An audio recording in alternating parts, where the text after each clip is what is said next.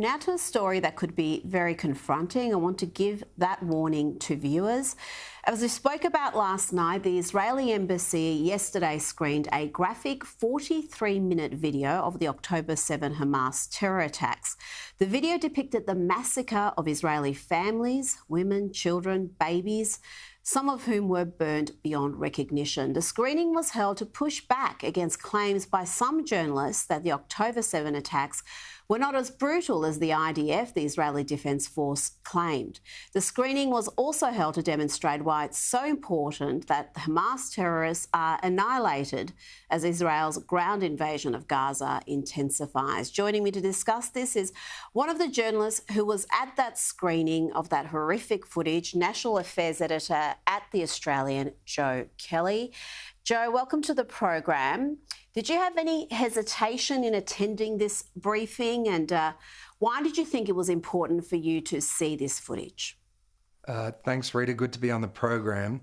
I did think carefully about attending this screening. Obviously, this is not the sort of footage that anybody would want to view. But at the end of the day, I thought it was important as a journalist who has covered parts of this story over the last few weeks. And the message from officials at the Israeli embassy also was that they felt there was an obligation to show journalists this footage in the interests of getting the truth out there, to reveal the true nature of the attack, the horrific attack on Israel on October 7, and really try and get the message out to the public about the Hamas brutality. And it is extremely disturbing. It's probably, well, certainly without a doubt, the most disturbing footage I've ever seen, Rita, that's for sure.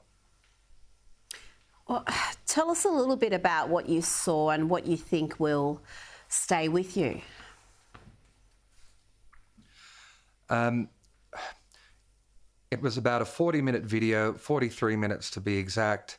It started early in the morning with the infiltration into southern Israel and sort of documented events. The best way to describe it really is that it was really sort of an orgy of blood, fire and death. The most disturbing part about the footage, though, was that the Hamas terrorists were celebrating these killings. This was not a sort of the grim actions of sort of a soldier in wartime forced to take an enemy life to defend their country. This was indiscriminate killing of men, women, young children, and babies, which was being celebrated by the Hamas terrorists. The most chilling part of this for me, I think, Rita, is that there were parts of the recovered footage where the Hamas terrorists were filming themselves and they're smiling. They have looks of joy on their faces.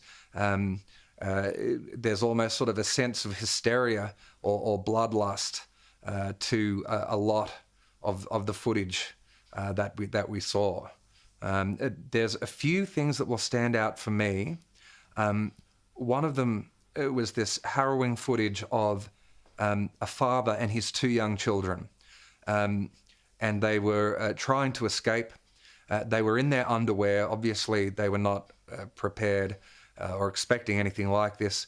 They ran out the back into another doorway to seek shelter. And in the footage that was shown to us, the Hamas terrorists threw a grenade into that doorway. The father was killed. The young children are dragged out of the of the doorway in their underwear, covered in blood. And then there's footage of the two children in the kitchen while the terrorists are going through the fridge. They're in distress. One of them asks where their mother is. They're talking about their father who's just been killed, and they're saying that they think they are going to die. One of them has lost sight in one of their eyes. And we asked the officials at the embassy what the fate of those children was. They simply don't know. But that's, I think, one of the things that will stay with me. Oh, goodness me. I spoke to an Arab-Israeli activist, Yosef Haddad, last week, who was at the international briefing where 200 foreign press saw that same video. He begged the IDF to release the footage so the world can see what happened. Do you agree with that sentiment? It's a tricky question. As I said, I think it was important to go as a journalist. I understand that there is naturally a reluctance for Israel to show this footage more widely. This footage was shown for the first time in Australia the other day. It's behind sort of a firewall, in the embassy. It's just so graphic. I think that's the problem with it, Rita. So we saw footage of charred bodies, burned beyond recognition, obviously the bodies of children that had been burnt. We saw the terrorists lighting dwellings on fire. There were images of babies that had been killed. There were spooky and haunting scenes captured from the body cam worn by some of the terrorists when they're going into the residences. Obviously, the Israelis have gone to their safe rooms to try and hide, and you can see mobile phones sitting out on tables where only moments before people would have been using them.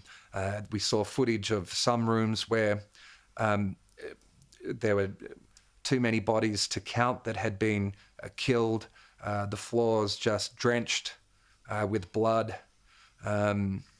So, that's the nature of the footage that we are talking about, and I understand why there would be a reluctance to produce that or release it more widely.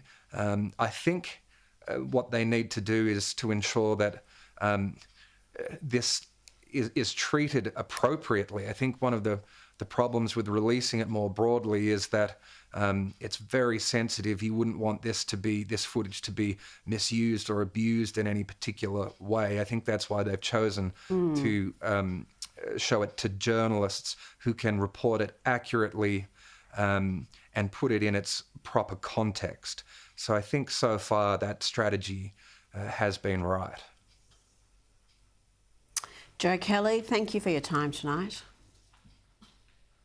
Thanks, Rita.